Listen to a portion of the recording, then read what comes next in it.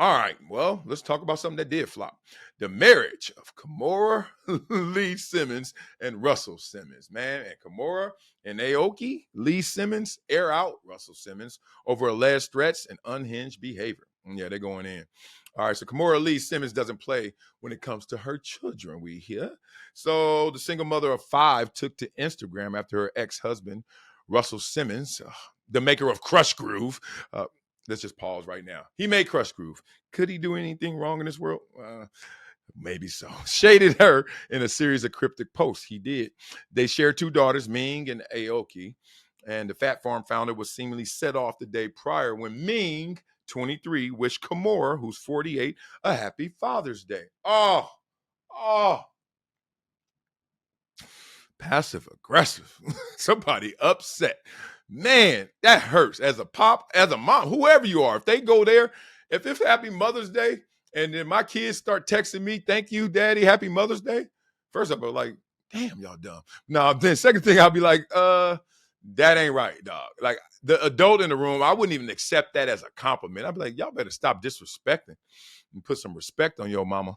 All right, so we know Russell Simmons, 65, shared an image that read, "Stop telling fathers they should have fought harder to see their children and start asking mothers why we had to fight at all." Woo, woo.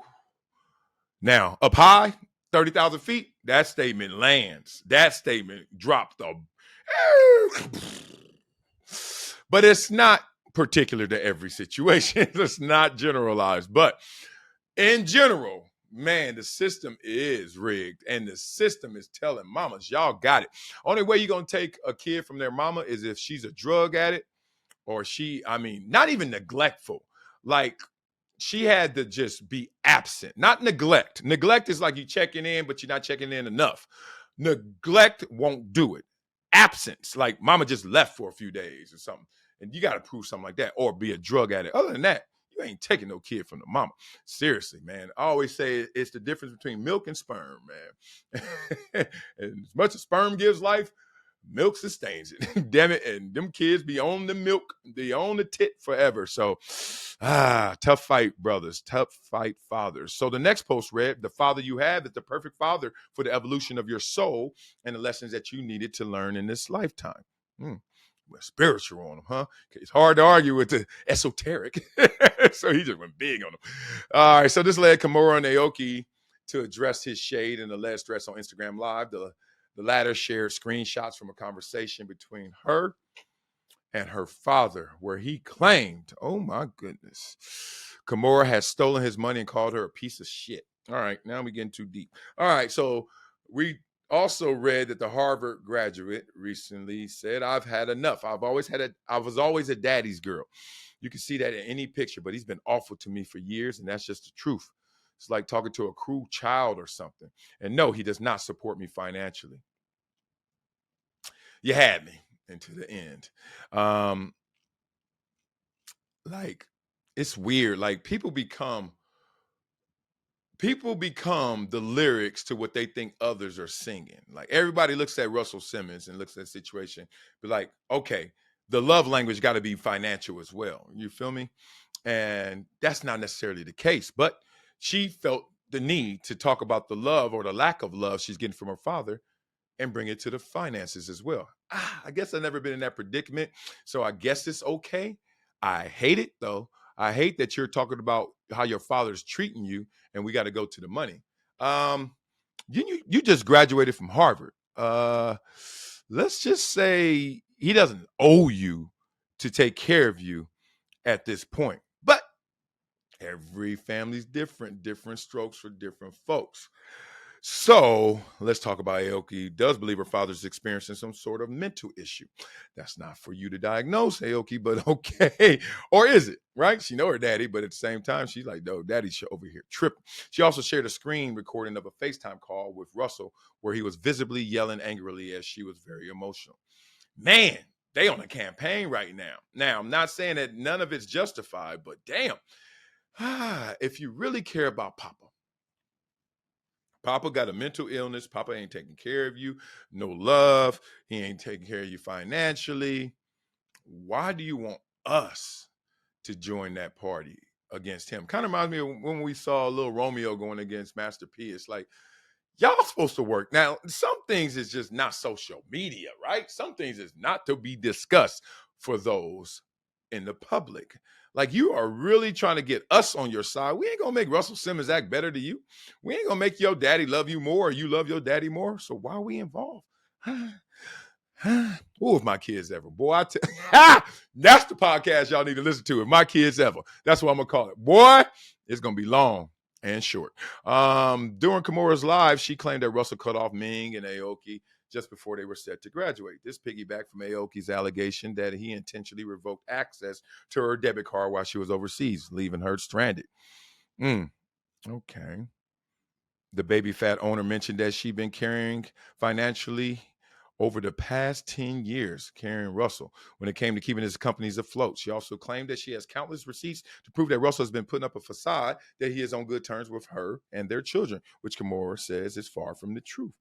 Okay, I got to give them some credit for something because so far I ain't got nothing. What the hell? Like, you stranded in Europe because daddy didn't take care of you? You got a mama? You got yourself? Oh, let me stop. In separate posts shared to her story, sound like a lot of victim in here, the retired supermodel wrote, "I'm so sorry to have to do this, but this man has been threatening my kids' lives." Okay, now we talking. Now I'm with you. I'm hearing so much more now. We won't be bullied, threatened, or afraid. There you go. Later adding the same abusive ish. This is how you maneuver with the world and women all around you. Your threats and lies and intimidation maneuvers and tactics are sad. Stop it, please. Your own flesh and blood. Enough is enough. Now, 18 women have accused Russell of sexual misconduct, but he insists he's innocent. Aoki also mentioned that Russell has even sent men to intimidate Ming at her apartment in the middle of the night and says he was drastically different before the accusations came to light. Oh, now we get into a story. Prior to his media issues, he was really the best dad ever and a great co-parent. He and my mom were best friends, she wrote. We all defended him against anything. And then he suddenly turned on anyone who would let him lash out. It's a really just terrifying change to watch. Russell sued Kimora and her now ex-husband, Tim Lesner, in March 2021. He insinuated they tried to fraudulently transfer nearly $4 million of his shares in Celsius. Damn, Russell had $4 million in Celsius. He eating to help pay for Lesner's bail and legal fees stemming from his 2018 money laundering case. They denied the claim and called it extortive harassment. All right. And we all know that Kimora and Russell met while she was in high school or even earlier. I mean, hey, yeah, back then. They wed in 1998 and divorced in 2009. All right. Other than him making Crush Groove, I can't defend him fully. Let me talk through this. Let's go to this story in HD because this hurts in so many ways. Hypothetical detective right here. This sounds like the classic definition of anger from Russell. If all of this is true, this is anger. Anger is contempt for your reality. Anger is being annoyed with your reality. Anger is not accepting your reality. So maybe Russell Simmons, the great Russell Simmons, Def Jam, yes, we know. Def Comedy Jam, yes, we know. Crush Groove again, yes, we know. That guy, all of a sudden, is beyond angry at the reality he has to live in. Imagine all of that equity he built up. And he built it up at a time when nobody else was building it. Russell Simmons was Russell Simmons before we even knew what a Russell Simmons could be. Who else? Go. I mean, Quincy Jones over there or something. But Quincy Jones was doing an art form that they said would last. Rap wasn't supposed to last. You imagine investing your whole being in something that they say wouldn't last, and not only did it last, you made it the number one art form in our world of music, the number one genre, and you was the dude. You were the king. You had little babies. You had little puffies come out of you and shugs. Babies, like real babies, like baby. Oh, man, unreal. And now this. Imagine that turn. Imagine that turn, a left turn on the freeway. Pow, into the center divider. Why? Because you get accused. And even if you're innocent, even if you're never jailed for it, your reputation is sullied. Your reputation is stained for life. Like Mac 10 said, for life, gone. Every time you see Russell Simmons, no matter yoga, I saw him maybe a couple months ago at some party, and it's just like, I mean, it can't leave your head. It's just, it is what it is. I mean, and it's in his head. I'm certain. I'm certain. So let's just say that is classic anger. Just can't stand your reality. Even though you still may have $5, even though you still super famous, even though you still have access, you're just looking at everybody that looks at you like they looking at you like you're a predator. Real talk. Um, Man, ain't no way out of that unless you just don't give a damn. You gotta be cut different. Some people don't give a damn, and some people do. You know, just simple. I ain't gonna put no names to that because nobody wants those false accusations or real accusations. I don't know, but you're gonna have to cut yourself off from that connection to the social community because they're grading you. And if you think you're always a failing student, well, guess what your test's gonna look like? F's. All right. So full disclosure, let me just get this out too. Also, I know the family. I don't know Russell that well. I mean, I've seen him and said hi, and he said hi back, and whatever that is. But Kimora, yes, their son is an amazing little dude. I love this little dude. I'm not gonna put his name out there in the context of this story, but he's on my back-to-back two-time, yes, championship flag football team. Little man's a beast too. Super athletic, tall, lean, can move. A lot of talent in there. He's fast, gentle. He's gentle. Now, super kind, mannerable, all that. Here's one thing though. He got a shell. And I'm gonna bring it out of him. I'm getting that turtle out that shell. He's in the shell. Like you can see his confidence isn't exactly where it belongs. But every kid has their issues. So I'm like, his issue is, hey, believe it before you achieve it. Like, just believe it. All right, dog, you fast. You good. Go. He waits till he does it. And then he's like, you can just see him light up. Like, oh my God, I did it. I'm like, dog, you can do it every time. Like, you got the gifts. Don't get it twisted. Yeah, so I'm hoping that none of this is bleeding over into the entire family. But that was just a line I just read and said, it is. You know, it has to. Like, you can't beef at the top. The most important relationship in a family is not parent to kid.